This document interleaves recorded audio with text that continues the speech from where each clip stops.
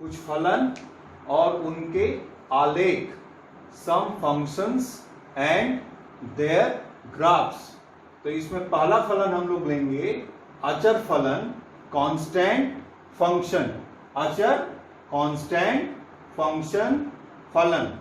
अब ये फलन कहां से कहां तक इसको कंसीडर किया गया, तो सारे वास्तविक फलन को हम लोग डिस्कस कर रहे हैं यहाँ पे। तो सबके लिए फलन जो होगा वो वास्तविक संख्याओं के समुच्चय से वास्तविक संख्याओं के समुच्चय तक जाएगा। अब इस फलन की परिभाषा जो है, जब आप इसको अचर फलन बोल रहे हैं, नियतांक फलन बोल रहे हैं, तो एफ ऑफ एक्स जो होगा वो हमेशा नियतांक रहेगा, एक ही वैल्यू रहेगा। तो इसको अल्फा लिख लो, जहां पे अल्फा जो है वो एक वास्तविक संख्या है। अब अल्फा 1, 2, 3, 1.5, 2.5, -3, -4 कोई भी नंबर आप ले सकते हैं। तो एक यहाँ पे हमने अल्फा ले लिया, उसके हिसाब से हम ग्राफ भी इसका प्रदर्शित कर दे रहे हैं आपको। तो ग्राफ में क्या किया जाएगा कि यक्स जो है वो माइनस अनंत से प्लस अनंत, मतलब माइनस इंफिनिटी से प्लस इंफिनिटी तक अपनी वैल्यू को चेंज कर रहा है, और y मतलब fx, दूसरा वेरिएबल जो है fx जो है वो y होगा। तो y जो है वो y अक्ष पे लेंगे f ऑफ x का वैल्यू, तो ये हमेशा नियतांक रहेगा। देखो इसकी हाइट नहीं चेंज हो रही है, तो जब ग्राफ का हाइट नहीं बदलेगा, इसका मतलब y अक्ष के समान, y अक्ष से इसके दूरी में, हाइट में कोई परिवर्तन नहीं है। इसका मतलब y का वैल्यू नियतांक होगा। तो ये इसका ग्राफ हो गया फलन का। इसमें डोमेन में प्रांत में सारी वास्तविक संख्याएं आएंगी, और रेंज में केवल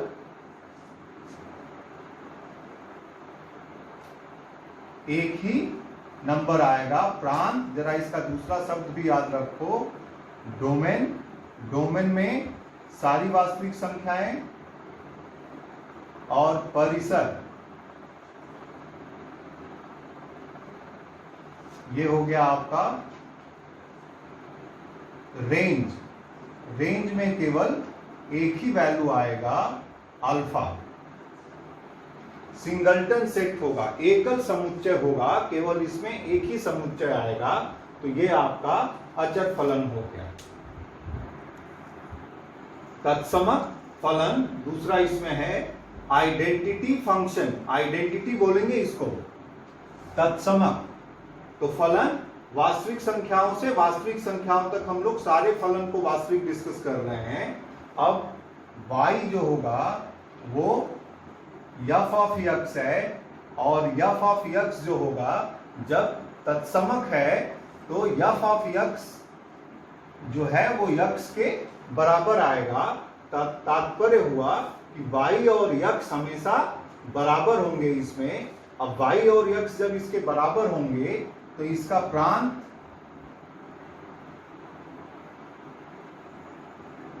डोमेन, शब्द को पकड़िए, प्रांत हमेशा डोमेन बोलेंगे। अब आप प्रांत लिखिए या डोमेन लिखिए, डोमेन को हिंदी में भी लिख सकते हैं। डोमेन जो है वो वास्तविक संख्याओं का समुच्चय है। परिसर,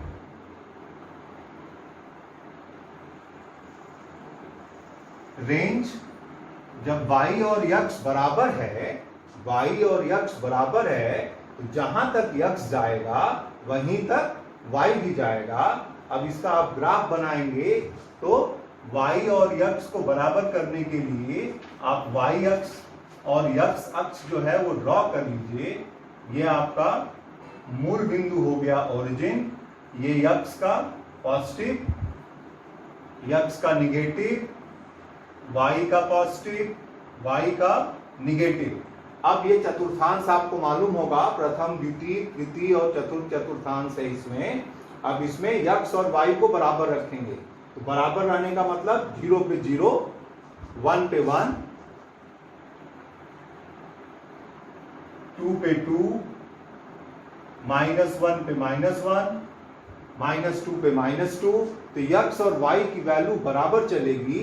तो जैसा आपको नंबर बताया जा रहा है उस हिसाब से अगर आप सारे नंबर्स को बोलेंगे तो x और y एक साथ चलेंगे। तो ये ग्राफ इसका आ जाएगा y = x का ये ग्राफ मिलेगा तत्समक फलन आइडेंटिटी फंक्शन के लिए। तो ये इसकी डिफिनीशन हो गई। और टर्मिनोलॉजी याद रखिए आप, तत्समक मतलब x और y हमेशा बराबर होगा। जो प्रांत होगा वही जो होगा वो परिसर होगा। मापांक फलन मॉडुलस फंक्शन, निरपेक्ष मान भी इसको आप बोल सकते हैं। अब इसको आप निरपेक्ष मान और दूसरा इसका फिजिक्स से अगर आप रिलेट करेंगे तो उससे भी आसान होगा। फिजिक्स में इसका तात्पर्य हो जाएगा जिस भी संख्या के लिए निरपेक्ष मान या मापांक निकालना है, इसका तात्पर्य होगा उसका डिस्टेंस निकालना है, दूरी निकालनी है उसकी। और आपको मालूम है कि दूरी जो है वो हमेशा पॉजिटिव होगी, पॉजिटिव ही कंसीडर किया जाएगा हमेशा।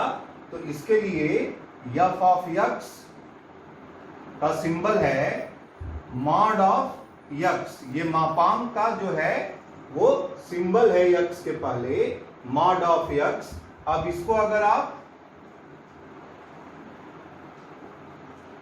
आगे बढ़ाएंगे तो आपको मालूम है कि 0 का माप कितना होगा, 0 के बराबर होगा। इसके बाद अगर x जो है वो पॉजिटिव है, पॉजिटिव वास्तविक संख्या है, मतलब ग्रेटर देन जब 0 आएगा, 0 से बड़ा होगा, तो इसका मापांक जो है वो उसी के बराबर होगा। जैसे 2 का मापांक 2 होगा, 3 का मापांक 3 होगा, 4 का मापांक 4 होगा, 1.3 का मापांक 1.3 होगा। लेकिन थोड़ा सा परिवर्तन होगा ऋणात्मक संख्याओं के लिए। अब आप यहां पे -x लिखा जाएगा। अब ये आपको कंफ्यूज करेगा बार बार, -x है, लेकिन इसके लिए आगे का कंडीशन देखो, x जो है वो 0 से छोटा है।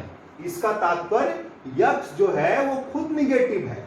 तो एक निगेटिव साइन अगर और जाएगा तो 2 निगेटिव साइन हो गया और ये पॉजिटिव हो जाएगा। जैसे पॉजिटिव का बोले आसान था, निगेटिव का देखिए, मॉड ऑफ -1।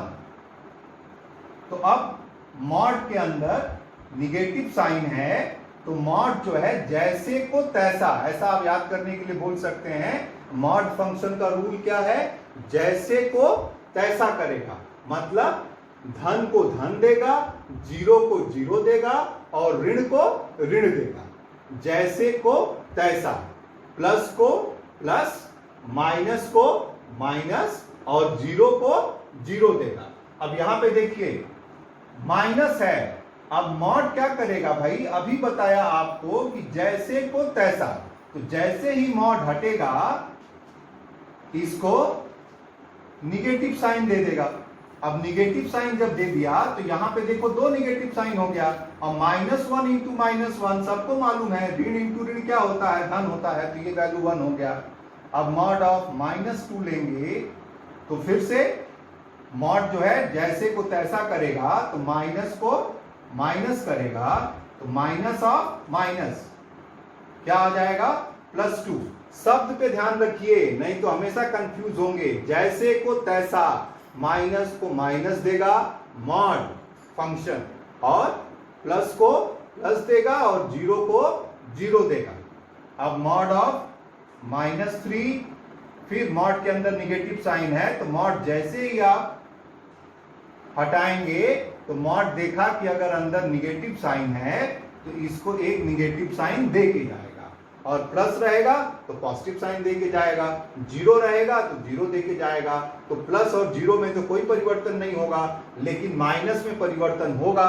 अब ये 2 माइनस साइन मिलके क्या हो गया, प्लस हो गया, तो ये 3 आ गया। इसीलिए शुरू में बोले थे मॉड का फिजिक्स से, भौतिक विज्ञान से अगर मीनिंग लेंगे तो और आसान हो जाएगा। इसका तात्पर्य है दूरी, दूरी हमेशा पॉजिटिव होगी। अब क्या हो गया, अब इसका जब आप ग्राफ लेंगे तो जैसा अभी आपको बताया गया, मूल बिंदु 0 को 0 देगा, फिर पॉजिटिव को पॉजिटिव, तो 1 को 1, 2 को 2, 3 को 3, 4 को 4, ये सीधा जाएगा।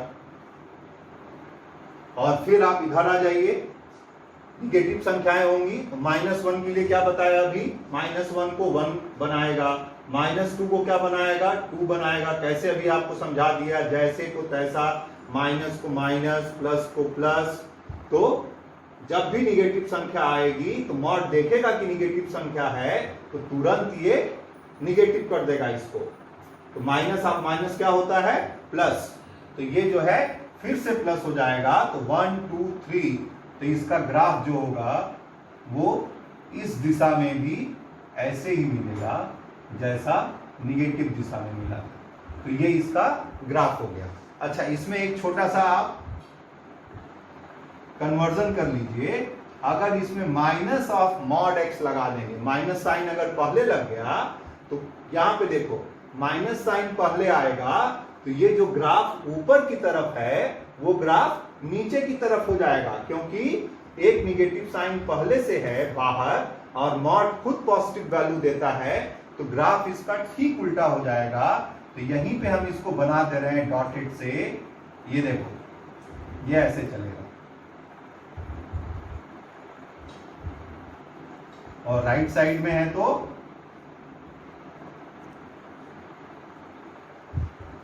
ये ऐसे चलेगा। तो ये पहला है और -x लग गया तो नीचे का आ गया। अब इसके प्रांत में तो कोई परिवर्तन नहीं होगा, डोमेन में कोई परिवर्तन नहीं होगा। प्रांत को हमेशा आप डोमेन हिंदी में लिखिए या अंग्रेजी में लिखिए। डोमेन लिख दीजिए हिंदी में, चाहे अंग्रेजी में लिखेंगे तो DOMAIN, डोमेन, या प्रांत लिख लीजिए भाई, प्रांत। ये शब्द इसका सीखिए, क्योंकि साइंस में सीखना जरूरी है आपको। तो प्रांत क्या हो गया, वास्तविक संख्याएं हैं। और रेंज, रेंज मतलब क्या बताया गया था अभी, परिसर। ये शब्दावली पकड़ना सीखिए। परिसर जो है क्या हो जाएगा परिसर भाई, देखो जरा तो ग्राफ किधर गया, जो डॉटेड वाला है हमेशा नीचे है और प्लस है तो हमेशा पॉजिटिव रहेगा। तो माइनस लग गया तो ये पूरा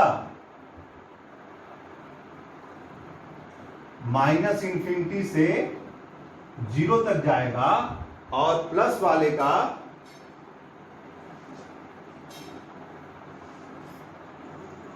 रेंज जो है डोमेन, प्रांत, सारी वास्तविक संख्याएं होंगी और रेंज, परिसर, -∞ से 0 तक होगा। नहीं, पॉजिटिव वाला है ना, तो 0 से अनंत तक जाएगा। अनंत जो है वो निश्चित बिंदु नहीं है, तो इसको ओपन इंटरवल रखेंगे, हमेशा ध्यान रखा करो। और इसको -∞ से शुरू होगा और कहां तक जाएगा, 0। -∞ पता ही नहीं है तो 0 पे जाके रुक जाएगा। That's all.